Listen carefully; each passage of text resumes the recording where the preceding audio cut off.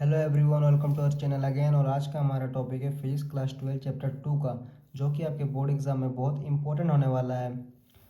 आज का हमारा टॉपिक है behaviour of conductor in an electric field, यानी कि किसी भी कंडक्टर को अगर हम लोग इलेक्ट्रिक फील्ड के अंदर ले जाएंगे तो उसका बिहेवियर कैसा होगा।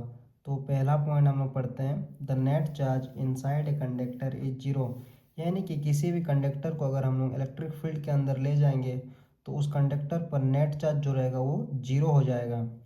तो चलिए सेकंड पॉइंट की ओर चलते हैं। सेकंड पॉइंट मैंने गलती से सेम लिख दिया है तो इसको इग्नोर करेंगे। अभी हम लोग चलते हैं सेकंड पॉइंट पर। तो मैंने गलती से फर्स्ट और सेकंड पॉइंट को सेम लिख दिया था, तो अभी हम लोग डायरेक्ट थर्ड पॉइंट पर आते हैं। The surface of the conductor behave like a equipotential surface, यानी कि जो कंडक्टर का सरफेस होता है वो कैसा बिहेव करता है, इक्विपोटेंशियल सरफेस के जैसा बिहेव करता है। यानी कि अगर हम लोग किसी भी पॉइंट पर अगर हम लोग कंडक्टर के इलेक्ट्रिक पोटेंशियल का वैल्यू निकालने का ट्राई करेंगे तो वो हर पॉइंट पर सेम आएगा, क्योंकि इक्विपोटेंशियल सरफेस में भी सेम आता था। इससे पहले वाला वीडियो में मैंने आपको इक्विपोटेंशियल सरफेस के बारे में बताया है। अगर किसी को नहीं समझ में आ रहा है तो जाके पहले वो वाला वीडियो देख लें, फिर इस वीडियो पर आएँ।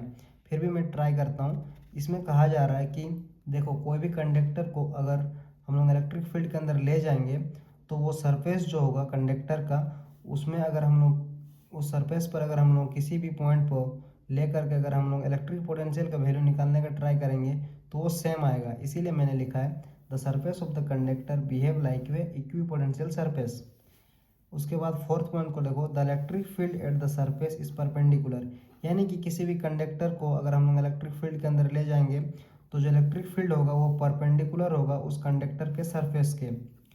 इसके तो इस जितने भी मैंने आपको पॉइंट्स बताए हैं, इन पॉइंट्स के आधार पर हम लोग एक डेरिवेशन करेंगे जो कि होगा electric field at the surface of a conductor, यानी कि किसी भी कंडक्टर के सरफेस पर इलेक्ट्रिक फील्ड कैसा होता है, उसका क्या फॉर्मूला आता है, उसको अभी हम लोग डेरिवेशन करने वाले हैं। तो अभी हम लोग डेरिवेशन की ओर बढ़ते हैं, जो कि हमारा टॉपिक है electric field at the surface of a conductor. तो देखो, सबसे पहले तो आपको ऐसा एक कंडक्टर बना लेना है। देखो, जैसे मैंने ये वाला एक कंडक्टर बनाया है और इसमें देखो मैंने इलेक्ट्रिक फील्ड को इस सरफेस के परपेंडिकुलरली रखा है, और ये छोटा सा एरिया हमारा डी ए है, और ये हमारा एक इलेक्ट्रिक फील्ड बनाया गया है उसके कंडक्टर के चारों ओर, और इस कंडक्टर को इस इलेक्ट्रिक फील्ड के अंदर इंटर किया गया है। और हमने जैसे कि पॉइंट में पढ़ा कि इलेक्ट्रिक फील्ड में अगर हम लोग किसी भी कंडक्टर को लाएंगे तो उसका नेट चार्ज कितना होगा, जीरो होगा, और इलेक्ट्रिक फील्ड भी जीरो होगा। इलेक्ट्रिक फील्ड इंटेंसिटी है, ठीक है। तो देखो, अभी हम लोग अकॉर्डिंग टू गॉस लॉ में चलते हैं।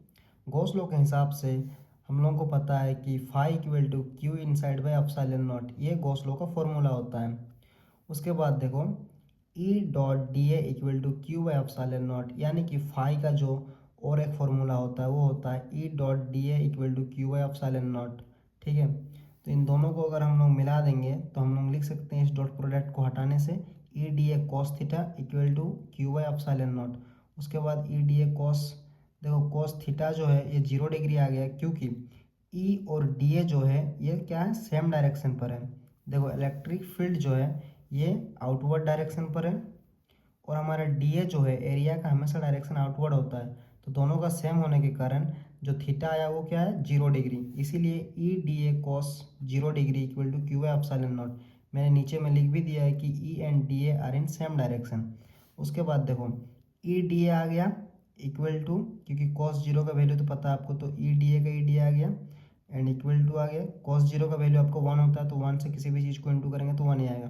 तो E D A equal to, हमें पता है कि Q का फॉर्मूला आता है सिग्मा डॉट ए, तो सिग्मा डॉट डी ए, क्योंकि हमारा जो एरिया है वो छोटा है तो इसीलिए डी ए लिख दिए हैं। उसके बाद एप्सिलॉन नॉट का एप्सिलॉन नॉट, यहाँ से डी ए कट गया, तो हमारा फॉर्मूला जो लास्ट में आया निकल के वो आया है E equal to epsilon naught, sorry E equal to sigma by epsilon naught. ये हमारा जो आया, ये आया है आपका टोटल इलेक्ट्रिक फील्ड के अंदर हमारा कंडक्टर का सरफेस में इलेक्ट्रिक फील्ड इंटेंसिटी कितना होता है। तो electric field intensity equal to sigma by epsilon naught, ये हमारा फॉर्मूला आया है। तो ये हमारा डेरिवेशन था। आपको एग्जाम में आया तो बिल्कुल ऐसे लिखना है, ऐसा फिगर बनाना है, और ये नोट्स को आप लोग वीडियो पॉज करके जरूर लिख लीजिएगा, आपका बहुत हेल्प करेगा।